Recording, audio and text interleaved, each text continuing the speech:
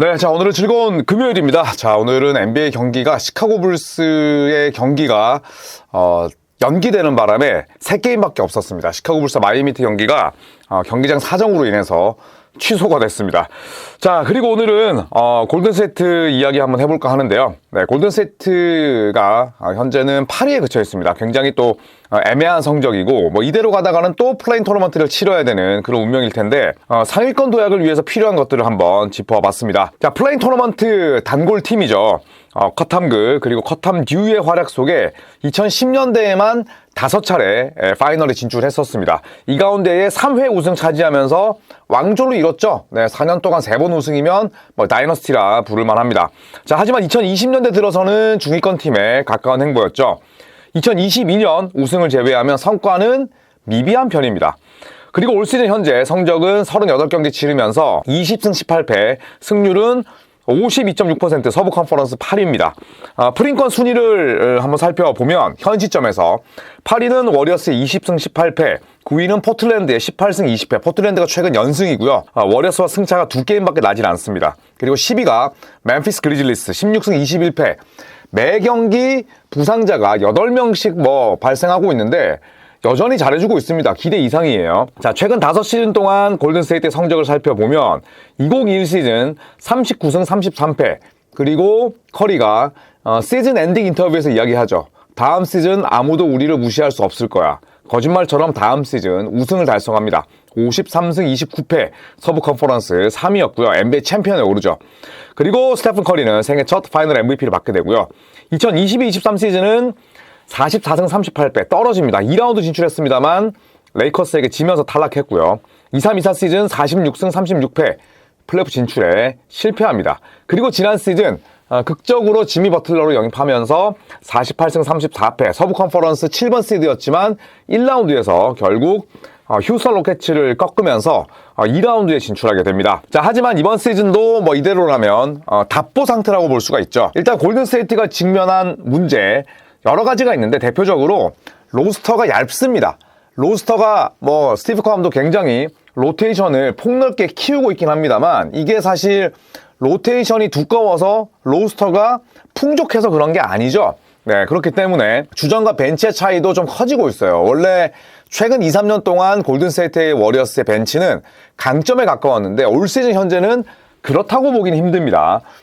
일단 주전 스탯 72.8득점을 기록을 하고 있고 당연히 출전 시간이 벤치보단 더 많기 때문에 여러 가지 볼륨은 더 많을 수밖에 없습니다. 다만 야투의 효율 차이가 좀 나는 편이고요. 네, 특히나 벤치 멤버들 나왔을 때의 자유투가 현저히 떨어지고 이 버디 힐드가 노쇠하면서 전체적으로 골든스테이트의 세컨 유닛이 약간의 총기를 잃었습니다. 여기에 쿠민가까지 거의 나오지 못하다 보니까 이 워리어스의 벤치가 조합은 다양하고 또 폭넓기는 하지만 주전들의 뒤를 확실하게 받치고 있다라고 보기에는 어렵습니다. 자, 그리고 공수 불균형을 빼놓을 수가 없죠. 자, 올 시즌 내내 골든스테이트는 팀 색채가 수비에 가깝습니다. 공격은 오히려 못하는 쪽에 가깝다고 봐야죠. 공격 레이팅은 전체 21입니다. 상당히 좋지 못하죠. 하위권이에요.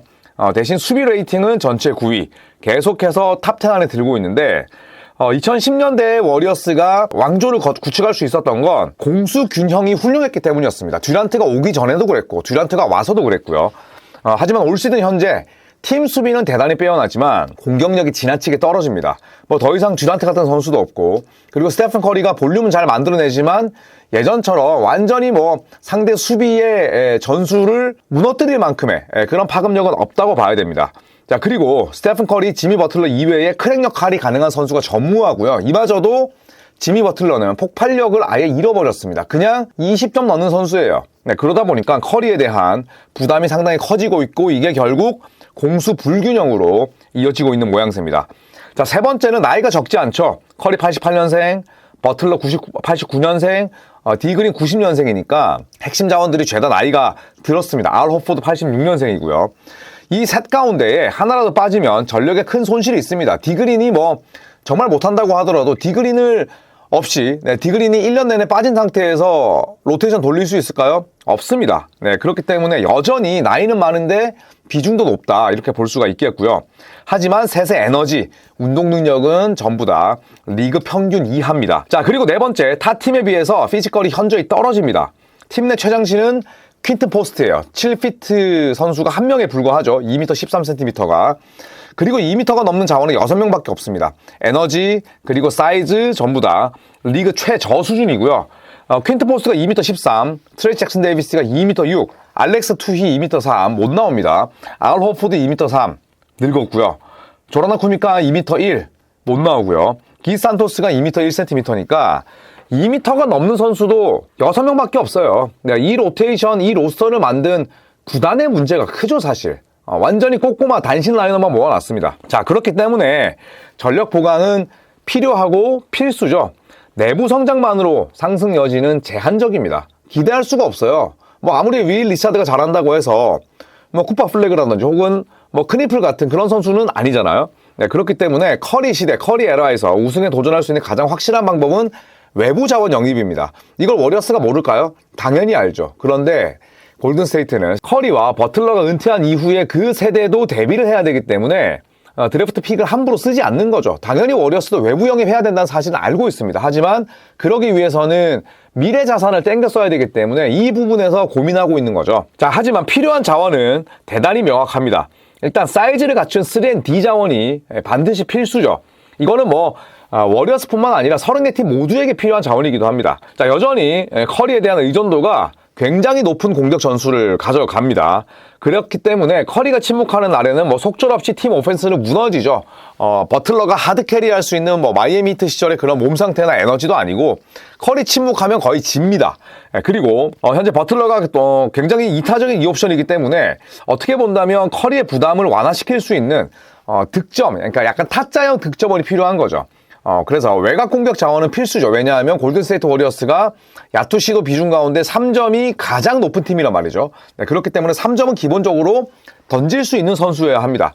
가장 좋은 자원은 누가 봐도 트레이 머피 3세죠. 모제스 무디, 버디 hil드 그리고 드래프트 픽 조합으로 가져갈 수 있을 텐데 당연히 쿠밍가는 들어가야 되고요. 하지만 뉴올리언스는 머피 3세에 대한 요구 조건이 매우 높은 상황입니다. 실현 가능성 낮죠. 머피 3세는 제가 봤을 때 최소 1라운드 픽 3장이에요. 데스먼드 베인이 4장 받았는데 머피 3세가 그것만큼 못 받을 이유가 없죠. 사이즈도 더 크고 운동 능력 압도하는데. 그렇기 때문에 트레이 머피 3세는 누구든지 탐내는 선수이지만 1라운드 픽 3장을 워리어스가 쓸까? 저는 실현 가능성은 높지 않다고 생각을 합니다. 자, 그리고 워리어스에게 필요한 선수, 수비와 리바운드를 책임질 사이즈 빅맨입니다. 운동 능력 및 사이즈가 현저히 떨어진다는 말씀을 드렸었는데 그렇기 때문에 인사이드 수비, 리바운드 싸움이 가능한 빅맨 영입이 필수죠. 자, 그렇기 때문에 워리어스는 올 여름부터 계속해서 빅맨들과 링크가 되어 왔었습니다. 실제로 워리어스가 내부적으로 논의 중인 빅맨 자원이 있습니다.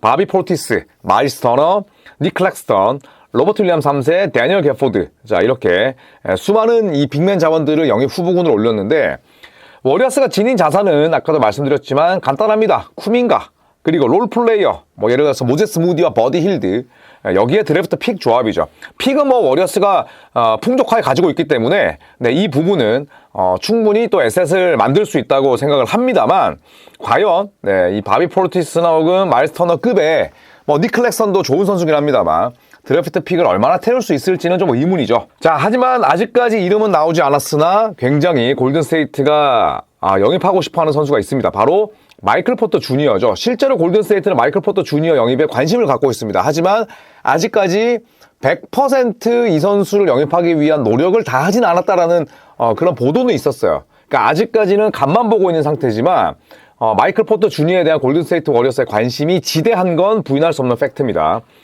자, 에셋은 간단합니다. 조나단 쿠밍가. 하지만 포터 주니어 연봉이 높기 때문에 셀러리 덤프가 필요하죠. 아까도 말씀드렸듯이 모제스 무디나 버디 hil드가 들어가야 되고요. 그리고 2장의 1라운드 픽.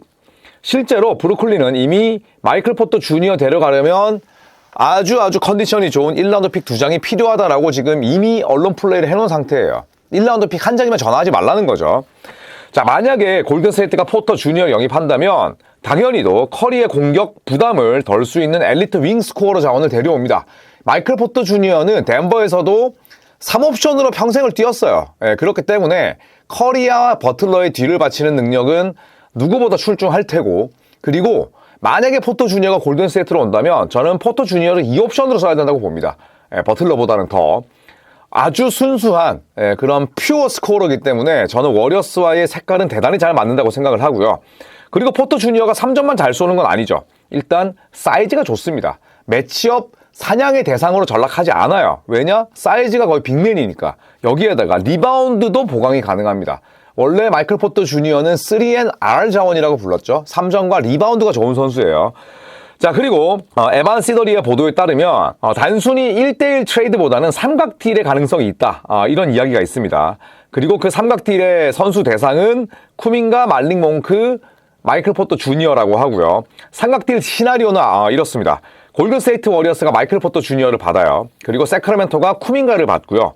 브루클린은 말링 몽크, 그 다음에 드래프트 픽, 워리어스로부터 2장 받겠죠? 그리고 셀러리 필러, 이것도 골든스테이트로부터 받는다. 그러니까 이렇게 되면 브루클린 네츠는 포터 주니어를 내보내는 대가로 픽도 받아오고 그 다음에 셀러리 필러도 함께 영입을 하는, 이게 지금 브루클린 네츠의 모토거든요.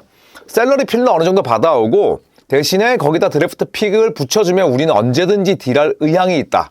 이게 지금 션 막스 단장의 생각입니다. 그렇기 때문에 에반 시더리의 보도대로 삼각딜의 가능성은 조금 더 높지 않을까, 그렇게 생각을 합니다. 일단 브루클린 네츠는 쿠민가가 필요 없을 거란 말이죠. 그래서 이 브루클린은 세크라멘토 킹스로 쿠민가를 보내는 셈이 되고 대신에 몽크를 받아오는 거죠. 자, 트레이드 후보 배당률을 살펴보면 현재로서는 쿠민가가 가장 높습니다. 92%, 그리고 앤서니 데이비스 73%, 카일 쿠즈마 53%, 마이클 포터 주니어 51%니까 이 딜에 들어가 있는 선수만 2명이 포함이 되어 있고요. 하지만 골든스테이트 워리어스 구단 내부 사정에 정통한 이 앤서니 슬레이터라는 기자가 있습니다. 이분이 보도를 하기를 다른 팀의 경영진들은 쿠민가의 가치가 떨어지고 있다고 판단하는 중이다. 워리어스 역시 반드시 쿠민가 트레이드는 필요 없다고 내게 말했다. 그러면서 현 시점에서 워리어스는 모든 가능성을 모색하고 있다. 매력적인 제안이 없다면 쿠민가를 올 여름까지 데리고 있을 것이다. 이렇게 이야기를 했습니다. 자, 이런 시점에서 우리가 생각나는 이름이 있죠. 바로 제임스 와이즈먼입니다. 골든스테이트 워리어스가 1라운드 2순위로 뽑았던 유망주인데 워리어스는 와이즈먼에 대해서도 굉장히 애매한 스탠스로 일관했어요. 물론 와이즈먼도 쿠민가만큼이나 답답했고 쿠민가보다 더 BQ가 떨어지고 좀 이런 말씀드리긴 그렇지만 멍청했습니다. 그러다 보니까 결국에는 골든스테이트 워리어스가 팔 수 있는 시기를 놓쳤고요. 왜냐, 계속 미련이 생겼으니까. 결국에는 최저점에서 팔았고 1라운드 2순위를 뽑은 선수를 결국에는 파는 대가로 2라운드 픽 3장 받아왔어요. 그러니까 쿠민가도 지금 워리어스가 당연히 쿠민가가 모션 오펜스에 대한 이해도가 떨어지고 스티브 감독이 원하는 바를 못한다고는 하지만 저는 쿠민가의 가치를 스스로 떨어뜨려 놔놓고 앤서니 슬레이터 같은 내부자를 활용해서 이런 언론 플레이 한다? 다른 팀들은 바보가 아니거든요. 그러니까 물론 쿠민가의 잘못도 있습니다. 일단 농구를 잘 못하니까. 그런데 워리어스 입장에서 이렇게 쿠민가를 쥐고 흔들 거라면 저는 워리어스는 쿠민가라는 상품을 그래도 질소 포장이라도 잘 했어야 됐다고 봐요. 그래도 예쁘게 장식된 선물한 박스에 포장을 해서 저는 출시를 했어야 됐다고 생각을 합니다. 예를 들어서 쿠민가가 잘 못하는 팀, 그 다음에 상대 수비 스킴이 좋은 팀을 상대로는 지금처럼 DMP, 상대적으로 수비가 약하고 탱킹팀을 상대로는 또 쿠민가를 내보내서 어느 정도는 약점은 팀이 감춰주고 강점을 내보이는 그런 전략을 썼어야 됐는데, 이거는 무조건 그냥 서랍 속에 넣어놓고 우리 안 팔아요, 이제 가치 떨어졌으니까 안 팝니다. 그렇다고 내년 여름에 잘 팔릴까요? 굉장히 이상한 생각을 하고 있지 않나, 저는 개인적으로 생각을 합니다. 자, 어쨌든 뭐 쿠민가의 트레이드 가능성은 저는 높은 쪽이라고 생각을 하고요. 또 골든스테이트 워리어스가 지금 커리가 생각보다 노세아가 상당히 느리잖아요. 지금 저속 노화의 아이콘으로 지금 커리가 활약을 하고 있기 때문에 상당히 합리적인 판단을 내리는 마이크 던니비 주니어 단장이라 하더라도 이번 트레이드 데드라인을 통해서 딜을 하지 않을까 개인적으로 생각을 합니다. 그리고 저희가 골든스테이트 워리어스와 뉴욕, 골든스테이트 워리어스와 보스턴, 골든스테이트와 워싱턴, 또 우리가 트레이 형도 볼 수 있게 됐잖아요. 트레이드 이후에 저희가 또 골든스테이트 3연전을 떠나기 때문에 워리어스가 어떤 딜이라도 해서 지금 로테이션 로스터보다는 조금 더 시원시원한 선수 구성을 봤으면 하는 개인적인 바람도 있습니다. 자, 어쨌든 저희 골든스테이트 3연전 3월에 출발하는 동부 3연전 뉴욕과 워싱턴, 보스턴, 그리고 NBA 스토어까지 보는 이 일정이 아주 절찬리에 판매되고 있으니까 워리어스 직관 관심 있으신 분들은 저 유튜브 커뮤니티 혹은 제 인스타를 참고해 주시면 감사하겠습니다. 여러분 주말 잘 보내시고요. 저는 다음 주에 더 건강한 모습으로 찾아뵙겠습니다. 고맙습니다.